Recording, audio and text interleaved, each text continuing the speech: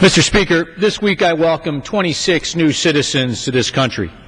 It was an inspirational event, and I'm so proud that all they have been able to accomplish. These individuals have worked hard to become citizens, and they are poised to go on and fulfill the American dream. There is no doubt that times are tough, and yet these individuals have persevered despite all of the obstacles.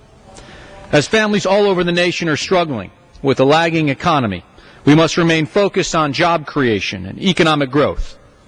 As part of my Main Street Jobs agenda, I'm focused on bringing opportunities such as STEM education for our students and for those looking for work. As part of this effort, I've co-sponsored the bipartisan bicameral Startup 2.0 Act. The United States is the higher education destination for the world. This is a testament to the strength of these institutions and the value of the degrees.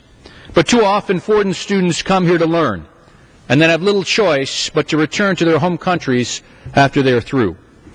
Students with advanced degrees in science and technology, engineering and mathematics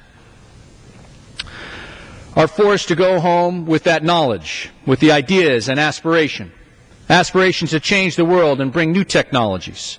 Many of them want to stay here, to make something of themselves here in our country, because it is still the best place for ideas to become realities. And what we do is we force them to go back to their own country, to compete against us here in the United States. These ideas become solutions, which in turn become job-creating companies.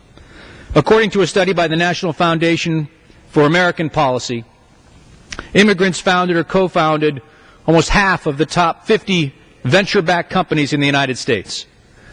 Since our nation's founding, Mr. Speaker, immigrants have flourished along with our economy. America becomes a richer and more dynamic society by encouraging the best and the brightest from all over the world to set up shop here on our soil. That is why I'm honored to co-sponsor the bipartisan bicameral Startup 2.0 Act that will help get Americans back to work, and I encourage my colleagues to do the same.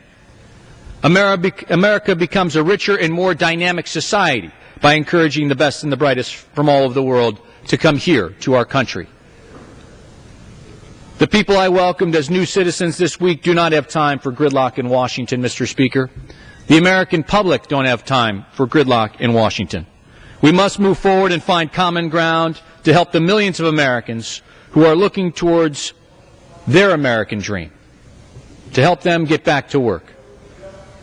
And with that, I yield back. The gentleman yields back. The chair now recognizes the gentleman from Texas, Mr. Green.